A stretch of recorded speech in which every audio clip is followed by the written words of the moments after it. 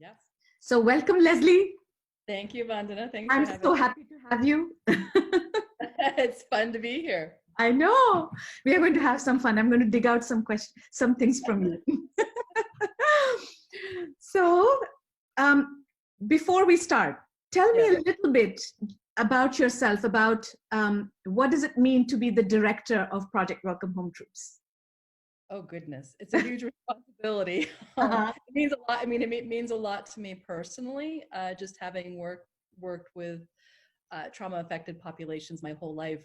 It's really come to a point where I've been putting Band-Aids on people, I feel like, in different populations I've worked with, and this is what's getting to the heart of the matter, helping people go beyond surviving to thriving. So that's what it's giving people their lives back. So that's what it means to me to be the directors. I get to be in this position to help facilitate that happening for veterans across the country. Wonderful. So for those friends who are not aware of Leslye, Leslye is the national director for this amazing program called Project Welcome Home Troops. And correct me if I'm wrong, Leslye, I'll try my best to explain what Project Welcome Home Troops is. It is a program that provides resilience training for servicemen, active servicemen, as well as veterans and their families. Yes. Program, they experience stress release. They experience, the ability to deal with some of the trauma, some of the moral injury, and we'll talk about moral injury that they have had to face as a part of their career, as a part of their job, that they have had to go and fight, and and then they come back, and then they are supposed to be in this very different environment of civil society, where it can be almost like opposite, right? How you're operating there versus how you operate here. Exactly. So a phenomenal program, and we will go more into it. But first, I want to know more about you. Sure. So where did you grow up? Well, I was born in Pequannock, New Jersey, and then my parents promptly moved to Connecticut. So I spent my first 7 years in Connecticut, and then we moved to Boulder, Colorado. So that's where my major upbringing, formative years, elementary school, high school, college happened in Boulder, Colorado. So I consider that my hometown. Your home. It's supposed to be a very nice, they say it's like #1 or something, right?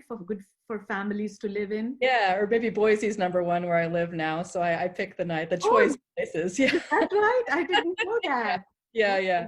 But Boulder's beautiful. It's exquisitely beautiful. Yeah. Yeah, I've never been to Colorado. One of these days. How is Boise? What kind of landscape?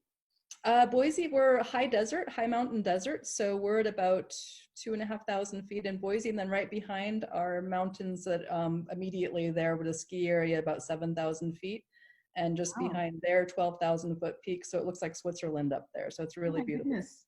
It's all mostly wilderness in Idaho. Very few people, lots of mountains and animals. So. Well, we have to come visit. Yes, please do. Wonderful. So you grew up in Boulder, Colorado. What kind of a kid were you? I was a funny kid. I mean, I still march to the beat of my own drum, but I was kind of quirky. I was very sensitive. I cried a lot, but very intuitive.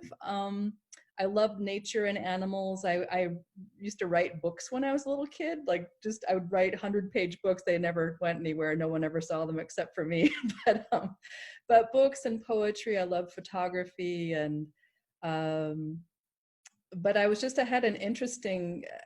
I was just my early childhood from as long back as I could remember until I was about 12. I had such vivid dreams in my life that at nighttime dreams that in my waking hours, I couldn't tell which was real and which was not real. Oh. They were so profound, and I even was a sleepwalker. So I would wake up in the morning and my pillow would be nowhere. It's up in the dining room table or something. But I was very much, and still am, very much an introvert. So I spent a lot of time alone, a lot of time in nature. Yeah. I would go when I was had some challenges in my family as a kid, and my way of coping with it was going out on long bike rides or runs. So I'd go on 100-mile bike rides by myself. 100-mile bike rides? Yeah. So I was kind of you really just did my own thing.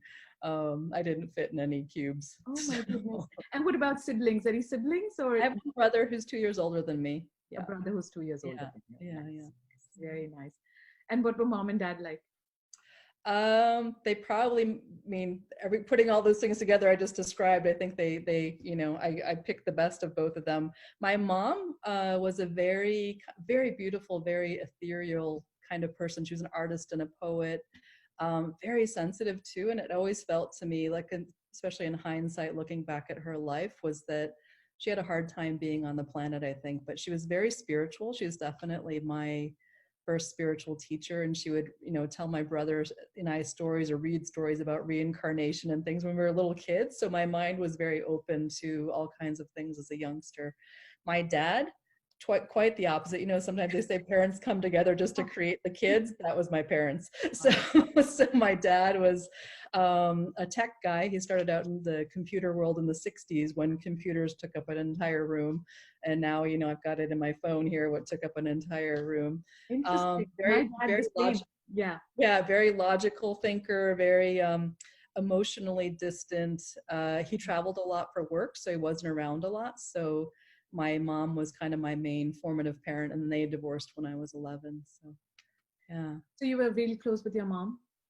No, actually, we were in a weird way. We had that kind of mom-daughter love-hate thing going on. But my mom and brother were very close, so I was kind of the odd wheel and the duo there. So it was really my mom's youngest sister, my aunt, who is 5 years older than me, was very much like my sister. We kind of grew up together. So she was, and we're very similar. She lived overseas, done international work. So we just kind of really jived that way. So we both married men from other countries and stuff like that. So, so you're closest to her. Is that what you're saying? Yeah. And we're still close. When my mom passed, I mean, she's like, I'm your new mom, so we're very close, and she's, nearby in Portland, Oregon. So, but yeah, she's more sister-like than aunt-like to me. Than aunt-like to you.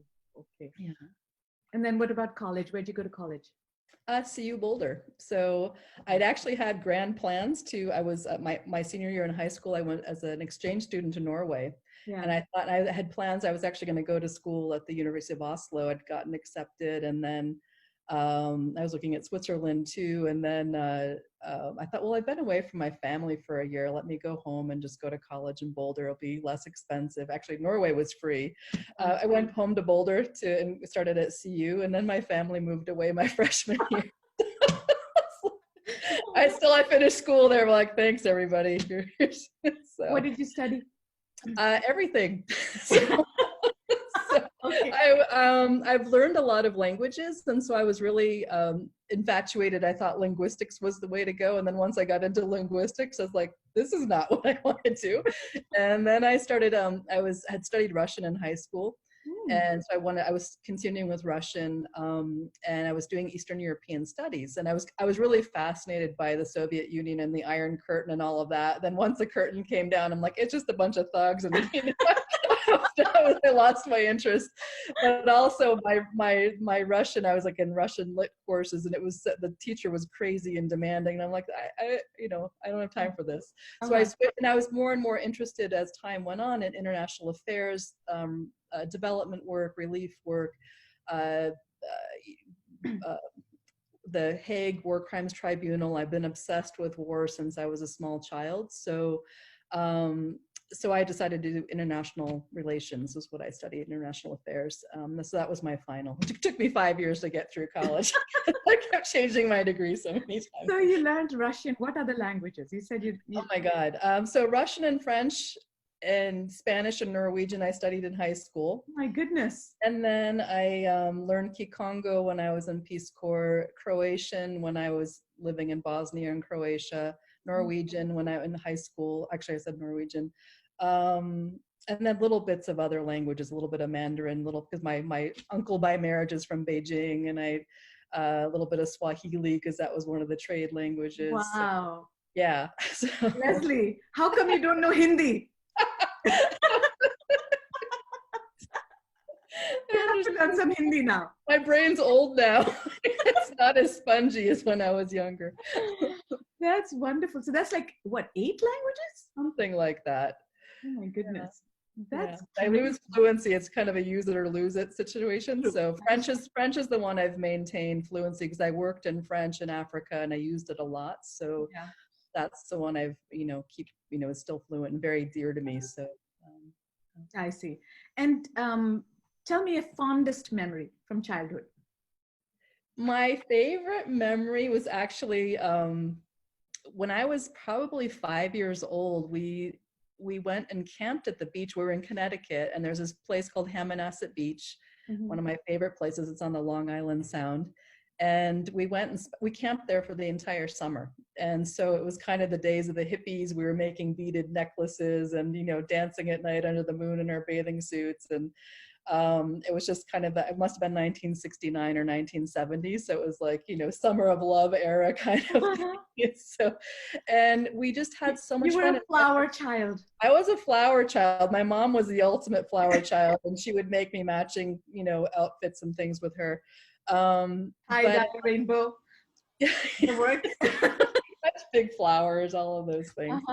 But it was interesting. I only found out years later. My dad was like traveling and trying to find work. I didn't know this at the time, but we were homeless. And that was what my brother informed me years later, because he was older than me. He knew what was happening, but my mom made it so joyful and fun, and friends and family came to join. But that was where we lived for the summer until we had a more permanent situation. So I didn't know any better. I was having a blast. And that is your fondest kids would come in and we pick the tent up and everyone's like carrying the tent and so. Oh my goodness, Leslye, that's really something. Wow. So yeah, I had an adventurous childhood. Quite so. So how did you get into humanitarian relief work? I know you were telling me about your college and how you got into no, actually I would say it really comes back to my mom. Like all roads lead to mom. And she, when we were little, there was a big flash flood in Colorado that came down a canyon. About 140 people died and tons of destruction. And so I remember her just like, we need to do something. And we're going through the house and collecting clothes and food and all of these things. And like, it wasn't even a second thought to her. That's how she moved and how she just like helped people all the time. And so I remember just driving to Fort Collins with this car full of stuff that we donated. And she always brought me into volunteer roles. Like she just kind of, these opportunities just kept presenting themselves, all the way through college. And then I just continued on with Peace Corps and, everything after that. So but Peace Corps, I went right after college into Peace Corps. I was in Zaire, which is now Democratic Republic of Congo, right after college. And much to my dad's dismay, he wanted me to be a CIA agent, which I also would have been good at. but I went to then Africa. We couldn't have had this interview because then you would have had to kill me afterwards. I know, right? I wouldn't do that. I just put you in witness protection. So I went to Africa, and that's really where so much of it formed every part of who I am, like going forward career-wise. And it was just a very profound experience to be out of my realm of understanding. I had the quintessential Peace Corps experience in a mud hut in the middle of nowhere. The closest volunteer was about 100 kilometers away. This is where, Zaire? Zaire, yeah. So Central Africa, Francophone. So the village where I lived, Kikongo, I spoke going back and forth French and Kikongo. Rode around on a motorcycle. I was like I was doing everything. You were scared, Leslye, being in these places? No, the interesting thing is that I in my wise years later, I wasn't scared because my family, we were very adventurous. My dad always took us on wilderness pack trips and survival stuff. So I felt very shored up in that way. But I also always really like to challenge myself and do the thing that scared me the most. So I've, getting on an airplane and going to Africa. And I just remember like the first time stepping off the plane in Burundi, and there's this blast of hot, humid air and guys with guns at the end of the bottom of the stairs. I'm like, oh, this is going to be interesting. But I just fell in love with the people. I learned so much more from them than they did from me, but it was such an enriching experience. And they actually thought that I was there. they always thought I was much younger. I was 21, 22 when I went over there. Oh my God, They thought I was like 17. And so, so they would ask why my government was punishing me. Why did they send me there? I said, I came here because I wanted to. They're like, you must be crazy.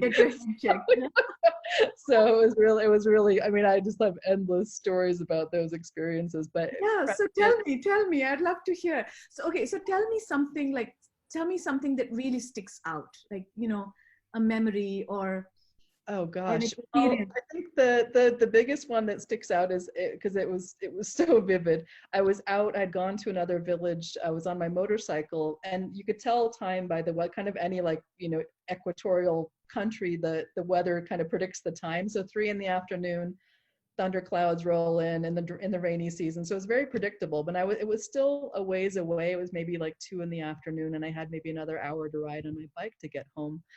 And I got this very strong premonition. I have a very strong premonition for danger. And so I got this premonition, like even a voice in my head that said, you're going to get hit by lightning. And I was like, oh man. so I like a step on the gas. And the funny thing is I just moved to my brand new mud hut that we just built. So it had a thatch roof. And I lived about 1 kilometer away. There was a Catholic mission, which was where I was assigned to, and I was living temporarily in this brick house that had a tin roof. And then I moved like this kilometer down the road. They literally just finished my mud hut, and they built it on a slope. So it was I had a bi-level mud hut. They ended up putting in a concrete floor, which was unheard of. But my house and like my table was going, I'm like, I can't live like this. Like my table's going like this. So the rain, it usually takes a few rains to cure the roof so that it doesn't leak. And so I get to the place. I have this domestique named Sakul. So he would make fires and cook and haul water and all of this stuff, because it was just primitive kind of.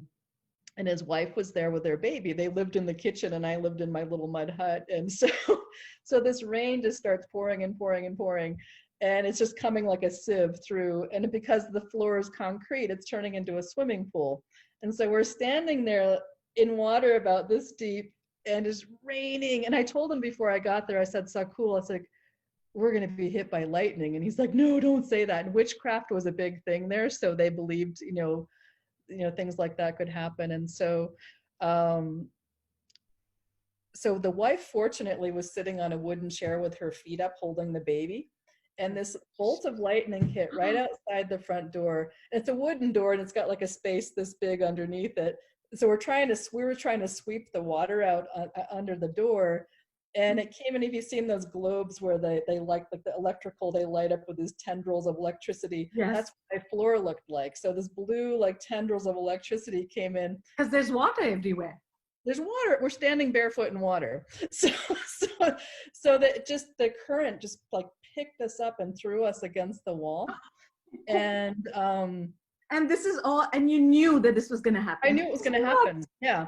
And then what also happened, the electrical storms, they're probably the most violent electrical storms anywhere in the world. You can see like 20 strikes happen at once I lived on a kind of like a savanna, high plateau savanna. And that same storm, the house I just moved out of the day before, it also got hit by lightning, and it blew off the tin roof and caved in the wall. And then there was a German priest who was in his house, and he had a lamp on his table. The lightning bolt came in one window, blew up the lamp on his table, and went out the other window. So then there was like a big hubbub in the village afterwards. There were 20 cows that got hit by lightning and killed. Another family got thrown through the wall of their kitchen with lightning. It was like a really violent storm. And and so then there was like all this gossip in the village that I had done something bad to bring this on. so they're like, what did you do? Who did you make angry? I'm like, I don't know, nobody. Like, it's lightning. I have no control over this. And they're like, did this lizard cross in front of you and turn orange? I'm like, no. and so then this medicine man, they call it Inkisi, he came and put herbs on my house that I wouldn't get hit by lightning anymore. And then my neighbor who had some like metal stuff buried it in the ground around my house so that it would be like drawn to the metal instead of my house. Grounding, yeah.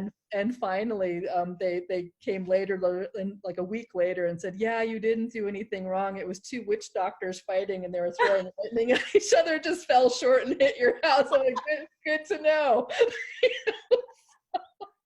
Oh my goodness. So that's one of 1,000 stories. Oh my gosh. You have to write a book, Leslye. I know. My gosh. My gosh. And then what about Rwanda and Croatia? So Rwanda, I ended up there in 1993. It was a grad school practicum. So I was studying, I went on to do a master's degree in international management, like development management. And we had to do a 1-year practicum. So this lady, I was going to school in Vermont, and she came to interview me, and a couple of my classmates. And she said, "Do you speak French?" I was like, "Yes." She's like, "Have you been in a conflict area before?" I'm like, "Yes." She's like, "Do you want this job?" I said, "Sure."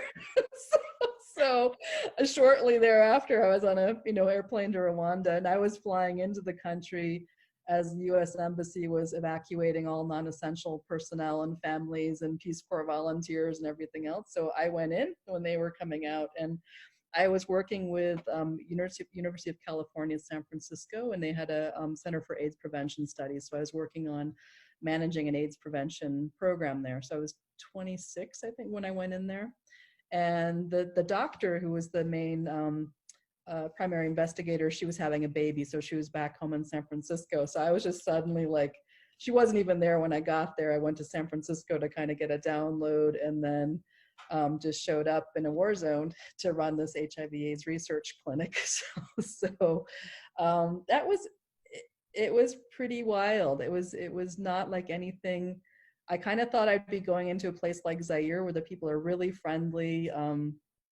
At least at the time, they were very friendly and very hospitable. And Rwanda, someone told me shortly after I got there, they said, there's a long story in this joke, but they would always say your best friend is your worst enemy, because the better someone knows you, the easier it is for them to get you. So poisoning was big there. So you had to always be careful. Anywhere you went and they'd open bottles at the table, and you had to keep your hand over your bottle or glass so that they couldn't put poison in it. So it was and civil war was going on in the country when I arrived. And then it was a little bit to the north, and it kept moving closer to the city. Everything started, like systems, water, electricity would get more and more scarce. Curfews were put in place. And you just see people, dying in the streets. And I was coming home one day, and there was a Bible camp right next to us, Christian Bible camp, and something, to this day, don't know what happened, but they literally were beating a guy to death in front of my house. And I was like standing there, there's like 25 people beating on this guy, and they killed him. And I was like, couldn't believe, I didn't know what to do. I was like beeping, like trying to get them out of the way, but I think he was already dead by the time that happened. But it was just a really insane time and place to be living. All of my friends there were expatriates from all over the world doing relief work. My neighbors were French Army soldiers, French Army officers, actually, who my friend ended up marrying one of them. But we felt protected somewhat because we were living next to this household of French officers. But it's a very surreal place to live. And much like the veterans that I work with, when you're working in such conditions where death is around the corner all the time, everything just gets numbed down so that you can do your job, so that you can cope. Were you fearing for your life? Was your every day?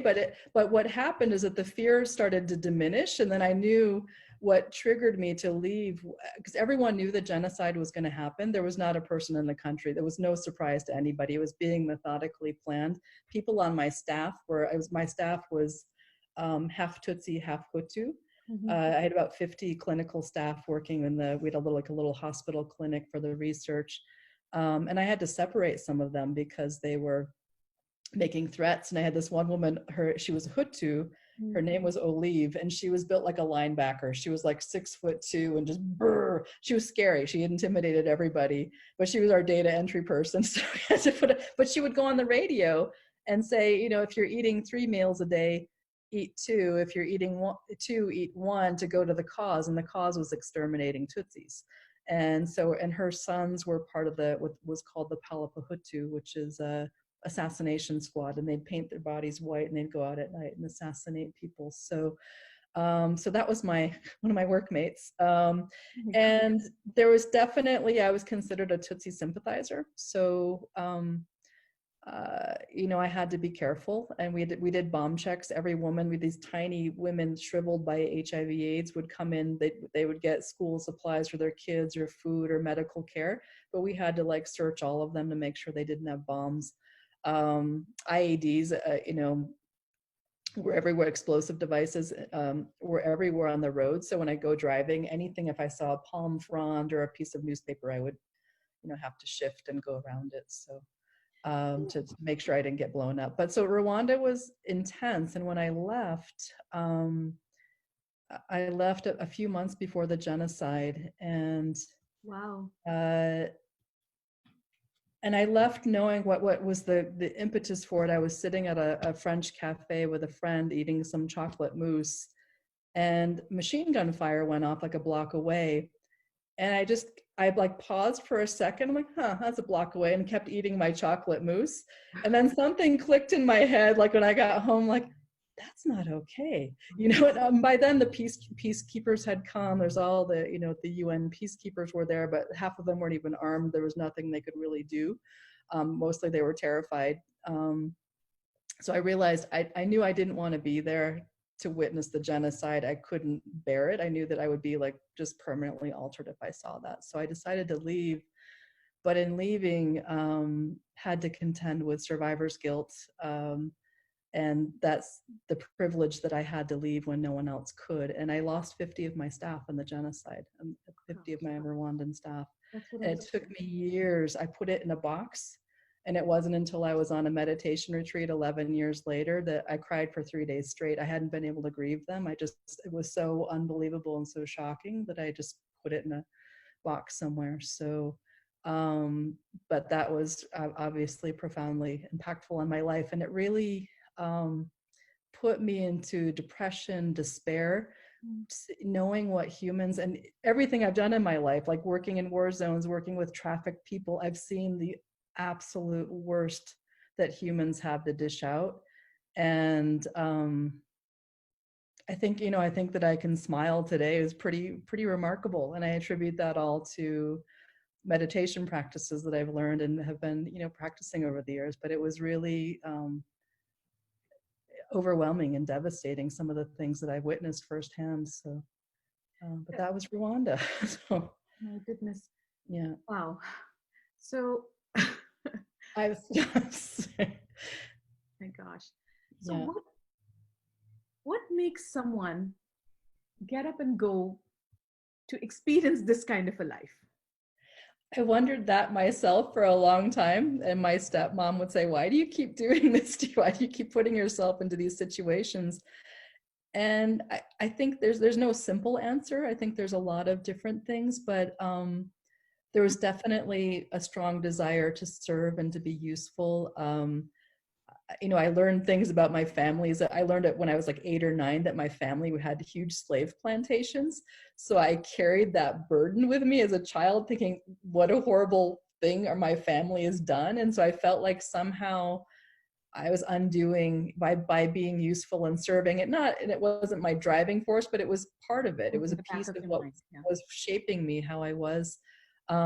Just seeing the need in the world after Peace Corps, I saw so much need. You can't unsee and unexperience when you see poverty and war and devastation and hunger and death, and you can't unsee that, and you can't not do something about it. So that's kind of what was driving me. But one of the biggest things I think is you'll find both like with international aid workers, with veterans and military people, is there's a huge adrenaline rush when you feel most alive when you're closest to death. So I think I was just kind of, I'd get home and I just feel like I'm not doing anything useful or purposeful, but when I'm on the edge saving a life or doing something like that, it was bringing this like, oh, I feel so alive because I could be dead tomorrow, kind of thing. I bet And it's that, also yeah, very rewarding, right? It's very rewarding work too. it's very rewarding, yeah, but very dangerous. And so, but I think, so there was all those different elements kind of combined. It was a sense of duty, a sense of purposefulness, but also it was feeling that personal, like, it was definitely an addiction, to seek that out, to feel that aliveness, which I found later in meditation. So now I have no desire to go into these crazy situations. I've gotten smarter in life. Goodness. Whew. All right. Didn't know what you're getting yourself into. I was going to say, would you go back and do the same? I would definitely go back to certain places. I've had enough guns in my face and been almost blown up a few times, and I feel I can be useful without doing that. I don't feel, like I was saying earlier, I think that I leave that up to the youngsters and those people who are still in that space. Yeah. But I think the real healing is, as an example of it, I was managing programs for Iraq, and from the stateside, but like I was a program manager, and we were implementing these same, breathing and meditation programs in Iraq, while I was also teaching veterans at the same time. And for me, it was very unusual that I'm teaching veterans, because I was always working on the other side of the war, the collateral damage, the fallout, the refugees. And I always felt like a little bit of animosity towards the military, even though not the individuals, but the whole thought of war and the military establishment and right, yeah. And then once I'm in the classroom with these veterans, like, they're the most incredible people I've ever met. And I'm just like, what it boiled down to me is that everyone has this human heart, that these are the same soldiers who were in Iraq, fighting in Iraq. We're all, and then there's these women who've lost their Iraqi women who've lost their husband. It's all loss. It's all trauma. It's all pain. And people are the same. Emotions are the same. The same emotions. The same. And so seeing that commonality, I'm like, these are just people hurting, and it doesn't matter what got them to that point. They just need healing. And it's that point of bringing people from surviving to thriving. And that's why I left the work. I like the practical refugee resettlement work, getting them a house, a food. And there's nothing wrong with that. But I was feeling like these people are dead inside. Like, they can't thrive. They're struggling so much because of the trauma and depression and anxiety and stress. And so if I can bring relief in a different way, so that person can be fully realized in their own life and be purposeful in their own life. Like, veterans are amazing, and they're leaders. And I think, goodness knows our country needs more of that right now. So I always tell vets, it's like, my job is just to put you back in the saddle of your life, and then you go do your thing. Like, you go be your badass self. So, isn't that true, right? That's true about everybody, that all of us, right? If we have it right here, then whatever we do gets done properly. Yeah. So who inspires you? It's an interesting question, because I get asked that, and it's what drives me and inspires me. There's no one in a lofty position of any kind, whether a celebrity or politician or, it's mom, of course. Your mom, of course. My mom, my mom, but she endured a lot. And so it's the people who go through something, whatever it is. It could be a trauma, it could be an addiction, it could be, who knows, anything, any trial, cancer, like big trials that someone goes through in their lives. It's when they come out the other side. It's like, not like people's pain. I'm like, everyone has pain. Like, that's not a big deal. The big deal is when they thrive and they fight of it, become brighter lights when they come through whatever that thing is. And that resilience and that human spirit, that's what moves me. That's what brings me to tears and a heartbeat every time. So that's why I do what I do. It's like, everyone's in pain, but if you can find your way through that quagmire and get out of that pain and shine, that's amazing. Like, that's what's amazing. Worthwhile. Yes. Yeah. That's beautiful. And you are yourself a story of that. Yeah, I guess so. Working through the quagmire. Yeah. So amazing. So very amazing. So Leslye, let's talk a little bit about Project Welcome Home Troops then. Yes. Yeah. Tell me whatever Yeah, comes to mind. so Project Welcome Home Troops is part of it's a small project of the International Association for Human Values. Not such a small project, it's growing really quickly. Yeah. But we offer a mind-body resilience training for optimum performance to veterans. It's been around since 2005, and the workshops that we offer, it's 5 days, and they kind of come, it's a holistic approach. So we take a very holistic approach in that we have comprehensive breathing techniques that we teach, paired with guided meditations and yoga, group processes, journaling, even food becomes a big part of it. Mm-hmm. And I was talking to a Army colonel recently who's one of our vet facilitators, and he's a doctor. Mm-hmm. And the one thing that was interesting that he said about our course, he's like, "Do you know why your course is so successful?"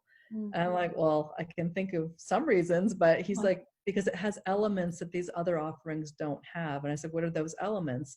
Mm-hmm. And he's like, "One of them is self-empathy. So a lot of veterans come with shame and guilt and remorse over things they saw, did, or experienced."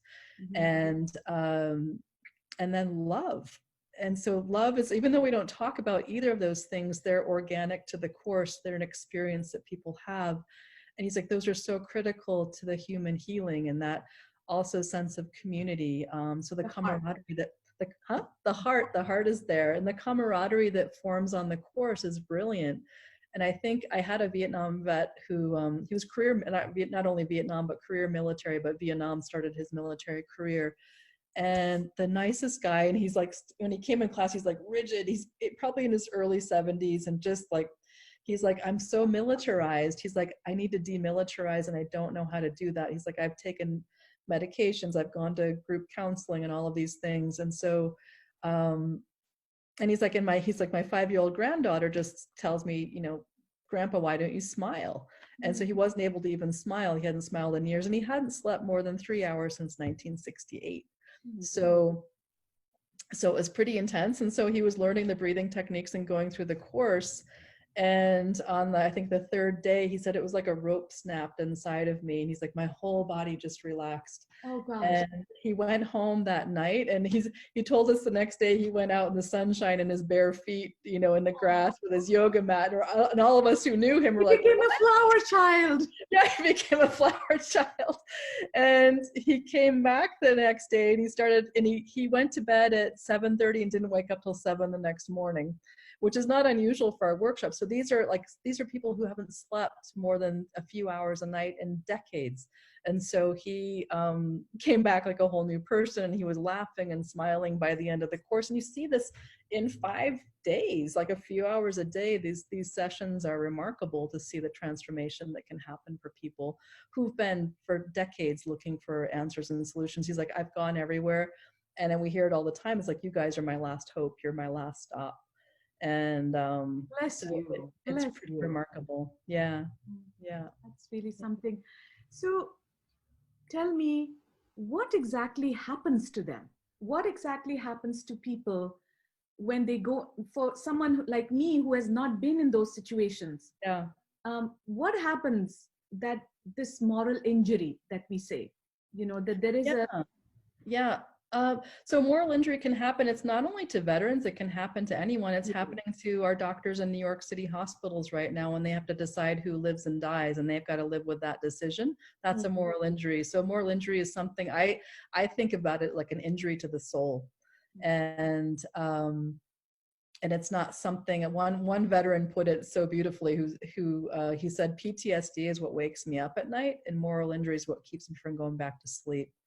So it's something that you grew up with, this moral code of what your parents taught you, what your religious faith leader taught you about right and wrong, and you don't take human life and those kinds of things, or you're put in just unbearable situations. And so they're put in these situations again and again, and they're young men and women who are 18, 19, 20, forced to make, their commanding officer says, "Shoot that guy," so they have to shoot that guy. Or they see someone dying on the road, and they're like, "Drive on, we can't stop and help that person." And so it takes a massive toll on the mind. And I definitely, you know, myself and my work, my refugee work in Croatia, encountered moral injury as well. I felt like I was, you know, put in the role of having to make literally life or death situations for people. And it's a terrible burden. It's a terrible burden to carry.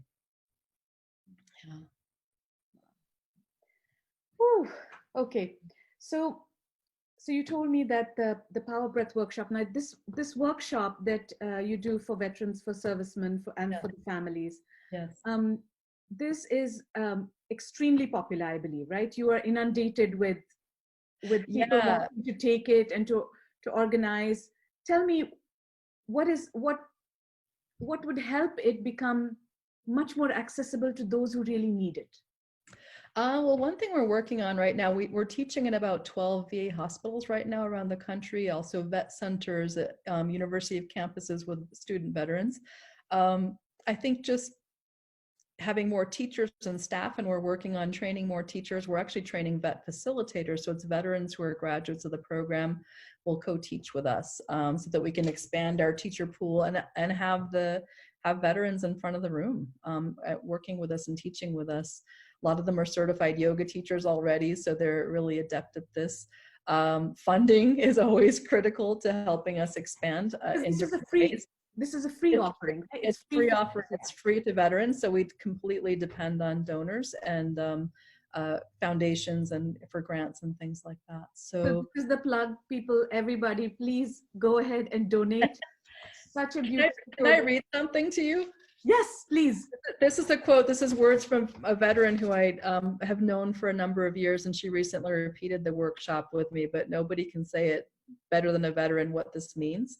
So her name is Laura. She was a combat veteran. She was an Arabic interpreter and embedded with combat veterans. It says, as a veteran repeater of this course, I cannot express enough how much this workshop means to me. When I initially attended, I was drinking daily, consumed by my PTSD, and had recently been hospitalized for a suicide attempt. PWHT gave me skills not only to survive, but to thrive in my life and career. I finished the workshop again only 2 days ago and can attest to what Leslye is saying. Suicide is a predominant theme among veterans and family members who attend this course. I can now say, 5 years post learning the Power Breath, that suicide is thankfully not something I deal with regularly anymore. Wow. My heart was breaking every session when my fellow members shared about their ongoing struggles. Thank you to everyone who has donated to this course. You are truly saving lives. And I can say this because you saved mine. How amazing is that? Yeah. Yeah. Wonderful. Thank you so much, Leslye, for what you do. It's all coming from here. So I'm grateful that I'm in the position to be able to do it. Bless you. Bless you. Okay. So I wanted to do some rapid fire. I don't know what time is it. Oh my gosh, we've already gone 10 minutes over. But yes, we'll keep going. We're recording. So tell me, 2 of your favorite movies. Oh gosh, these are my worst. Favorites are my worst. Really? Yeah, I don't have favorite things. I have things that move me in the moment and things that I'm drawn to. What comes to mind now? Tell me what comes to mind. Like funny sci-fi movies, like Fifth Element. Fifth Element. I love sci-fi. So it's like a quirky, fun movie, but there's a spiritual aspect to it as well, like kind of this oneness thing, and it's I just love it. It's Bruce Willis and Mila Jovovich. Yes. The second one. Second one, probably like I like a classic, like Sound of Music or something like that. But really, I have such a repertoire. We have similar taste, Leslye. That's great. Okay. What about favorite book or whatever comes to mind? Favorite book, it's a childhood book, The Secret Garden.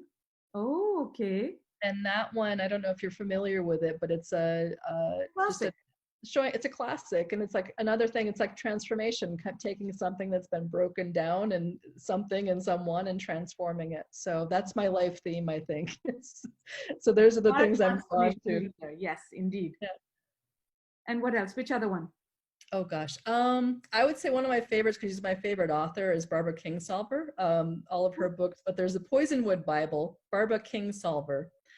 And there's a book called The Poisonwood Bible is one of her books, and it's about life in Zaire. Her parents were missionaries, and everything they described, all these crazy scenarios, I lived every one of them. So I'm like, this is hysterical, because I thought only me, I only had these experiences. So I'm like, oh my gosh. But I love her writing in general. She's a brilliant writer. So she's one of my favorite authors. Yeah. Awesome. And what about music? What kind of music do you like? Do you have songs? Music. I have a very eclectic taste. I'm very unfamiliar with new stuff. I love African music. Anything with a drum beat that I can dance to. Yeah. And then one of my other favorite artists who's passed is I'm gonna butcher his name. Israel Kamako. I forget. He's Hawaiian. Now I'm gonna forget his name, but he goes by Iz. And his version of Somewhere Over the Rainbow is one of my favorite songs. It's really beautiful. Will you share it with me? Yes. Yeah. Share the link with me. I'd love to hear it. Yeah. No, it's lovely. Oh, wonderful. Awesome. So, we have already talked about lessons of life and, how your experiences have shaped you. But if there was one lesson of your life that you could tell to people watching, what would it be? What I tell everybody is just really be your authentic self. No need to put a mask on or pretend that you're life is too short for that. Life is too short to pretend and put a mask on or feel awkward or weird. So fly your freak flag is my advice. It's like be authentic, because when you're authentic, what happens? People get naturally attracted to you. Like your energy is uplifting when there's no barrier, no facade there. Yes. When you're authentic, you give the other person permission and inspiration to be authentic too. Right. Yeah. And it was a funny example that I had recently. I was teaching in San Antonio, Texas, and we're at the store shopping for food for our workshop, and there's some really fun dance music came on. And so I just started dancing around in the aisle, and the other teacher joined me. So we're like dancing like maniacs. But I remember back when I was a teenager where everything embarrassed me. My mom used to take us to the grocery store, and she'd start dancing in the aisles or pretending like she was nuts or something. And we're like, oh my God, Mom, stop. And so now I'm my mom dancing in grocery store aisles, and I'm completely, I try to get other people to dance with me, so it's that joy, because there's so much joy when there's that authenticity and naturalness. So that's what I urge people, just to be authentic, be who you are, be yourself. Just fly your freak flag. Fly your freak flag. Okay, tell me something juicy about you that nobody knows, a few people know. Oh my God, juicy. I used to have, when I was young, one of my interests, I used to be a bicycle racer. I told you I used to go on 100-mile rides, but I used to race bicycles. And when I was in high school, and I had this horrible crush on this Belgian guy who was a world champion racer in the Tour de France, but he would come to Boulder, Colorado, because we had a big bike race there. Somehow, but I was volunteering for this race, and I came across his address in Belgium. So I wrote to him, just thinking as this goofy teenage fangirl.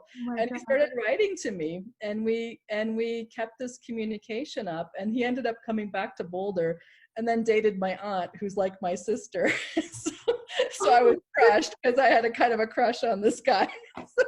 But we're still friends. All these years later, we're still friends. But and he was this world champion and all of this stuff. But he lived with my family for a while he was training in Colorado and stuff. So it's pretty funny. So, but I have a thing for Belgian men. So that's your duty. I've had crushes on many Belgian men. Who knows why? Really? Yeah. Some Belgian, Norwegian, African connection from past life, huh? Who knows? Yeah, then I married a guy from Croatia, so who knows? Wonderful. This was so awesome, Leslye. I had so much fun talking with you, and we should do this again, because I know you have tons more stories. Yeah, you haven't dented them yet, so sure, I would love to. Yes, and again, thank you so much for doing what you do. and asking everybody to go look at Project Welcome Home Troops website, their Facebook page. They're doing amazing work, and please open your hearts and your wallets and donate. All right. Yeah, and really, vets need us more now than ever with this stress. We're doing online support for them and things like that. So all of your support really helps. Wonderful. Awesome, Leslye. Thank you, Vandana. Take care. Bye. Bye. Bye-bye.